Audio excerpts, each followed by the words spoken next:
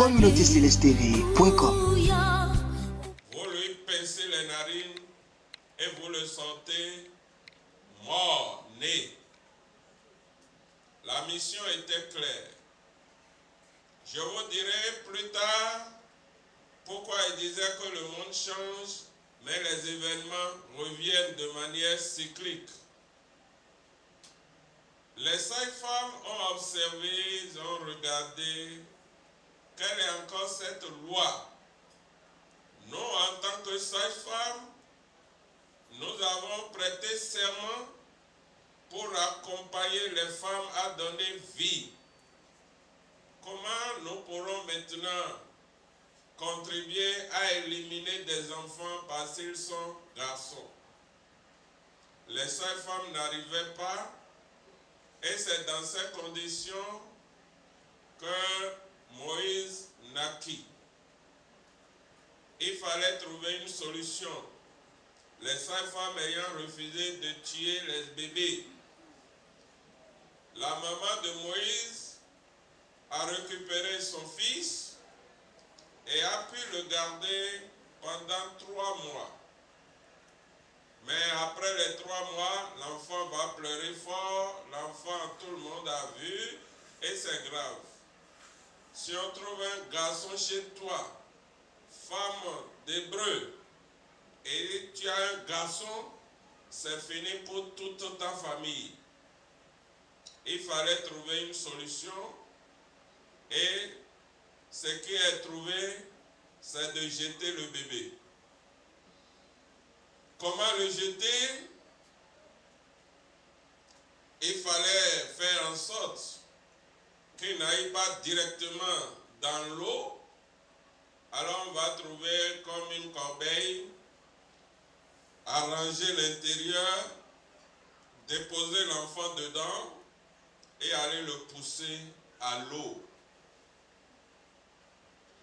En allant déposer l'enfant, la maman est partie avec la grande sœur de Moïse.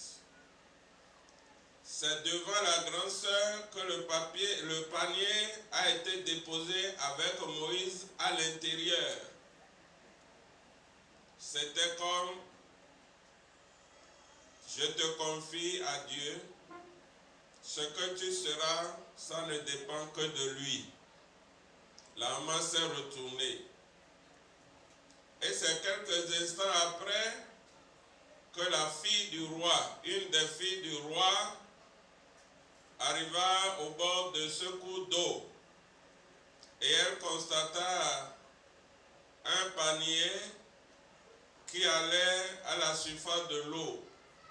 Ça l'a intéressée. Et elle prit le panier, constata qu'il y avait à l'intérieur un enfant très beau. Pendant qu'elle observait l'enfant, la sœur de Moïse en réalité, mais qui lui a apparu comme une fille venue aussi au cours d'eau, s'approcha et lui dit, Madame, voulez-vous que j'aille vous chercher quelqu'un pour s'occuper de cet enfant? La princesse accepta. Et les écrits nous disent que cette fille est allée chercher sa mère, qui est en même temps la mère de Moïse, mais qui est venue ici comme domestique pour s'occuper de Moïse avec un salaire. Cela fut fait et l'enfance de Moïse n'a plus souffert de rien. Je voudrais m'arrêter là pour tirer une leçon. Pharaon a vu la vie avec les difficultés qui viennent. Il a pris une décision qui, pour les planificateurs, est une bonne décision. Il faut limiter le nombre de garçons, surtout des étrangers. Sinon, les étrangers vont être nombreux et vu qu'ils étaient très forts, ces Hébreux, ils risquent même de nous chasser du pays. Faisons en sorte que leurs femmes ne donnent plus de garçons. Mais au finish, le roi qui a interdit, le roi qui ne voulait plus de garçons hébreux, c'est lui qui va payer pour élever un hébreu. C'est chez lui que l'hébreu va vivre. C'est dans son palais que le fils d'hébreu va connaître ce que c'est que la vie. En réalité, Dieu s'est imposé à Pharaon. Il n'a pas compris la leçon. Mais je voudrais que toi tu comprennes tout ce que tu envisages, tous tes plans, qui ne tiennent pas compte de Dieu, sache que ce sera voué à l'échec. Parfois, ce que nous crions fort, cela ne sera pas ainsi, ça ne se passera jamais. Nous sommes parfois surpris de constater que c'est nous-mêmes qui contribuons encore à réaliser cela. C'est la volonté de Dieu. Pharaon n'a jamais souhaité, mais ça se passe dans sa maison. Lui qui dit non, c'est à lui que Dieu envoie l'enfant Moïse et c'est son argent qui sert à payer tous les soins de Moïse et par la maman même de cet enfant. Dieu est grand. Moïse va donc grandir au palais alors qu'il ne devrait pas exister. Je voudrais profiter pour te dire, réellement rien n'est impossible à Dieu. Dieu a mille manières de contourner ce qui est obstacle. Dieu sait comment faire pour que ce que tu trouves impossible se réalise.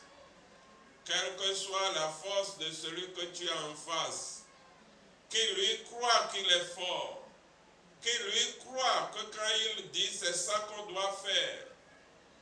Et je voudrais saluer aussi les sages femmes de ce temps et d'aujourd'hui aussi. Parce que la crainte de Dieu, ce n'est pas seulement quand nous allons à l'église, c'est aussi dans nos métiers. Et je voudrais par là dire que chacun de nous doit pouvoir s'inspirer du comportement de ces sages femmes-là. Quel que soit le travail que tu fais. Surtout lorsque vous savez qu'aujourd'hui, nos agents de santé, les responsables de la santé, sont tellement allés de travers que beaucoup ne croient plus en eux. Je ne sais pas ce qui se passe en Côte d'Ivoire, mais je connais un peu le cas du Bénin, où en allant à l'hôpital parfois, vous demandez qu'on vous accompagne vraiment de prière parce que si vous avez besoin pour être guéri de 2 médicaments, l'infirmier peut vous prescrire ou le médecin peut vous prescrire 3, 4 ou 5. On peut voler vos médicaments comme on peut vous les faire acheter sans en avoir besoin, sans que vous n'en ayez besoin. Et c'était trouvé tout simple. Chaque infirmier avait des médicaments dans son sac en allant au boulot. C'est vrai, c'était un fléau. Aujourd'hui, ça est en train d'être corrigé. Parce que tous ceux dont les professions touchent à la vie doivent avoir l'Esprit de Dieu en eux pour ne rien faire pour déplaire à Dieu. Quel que soit notre métier, partout, laissons Dieu nous inspirer. Que l'acte que nous allons poser reflète Dieu en nous. Même lorsque c'est une décision de la hiérarchie, mais qui doit aller contre la vie, toi en tant que chrétien, tu dois faire attention. ces sages-femmes, ensemble ici, saluons-les une fois encore. Elles n'ont pas voulu tricher avec leur serment. Ils ont dit, non, nous avons été formés, nous avons prêté serment pour aider à donner la vie. Jamais nous n'allons tuer. C'est l'occasion pour moi d'appeler aussi la jeunesse à une analyse de leur conscience, de certains actes par lesquels nous ôtons la vie. C'est les avortements.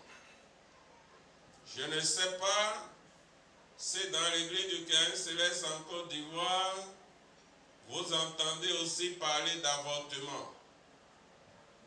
De par mes fonctions dans l'église du christianisme céleste, j'ai fait des tours dans un certain nombre de pays. Et quand on est en réunion avec des jeunes, ce qu'on entend beaucoup, c'est que l'avortement, Dieu doit pardonner. Dieu ne pardonne à personne qui ôte la vie. Dieu n'a jamais pardonné. Je profite donc de l'occasion pour vous rappeler que la question de la vie est aussi importante que le fondateur a fait inscrire dans le règlement intérieur de l'Église que lorsqu'une femme est convaincue d'avoir avorté, elle doit être renvoyée de l'Église du Christ.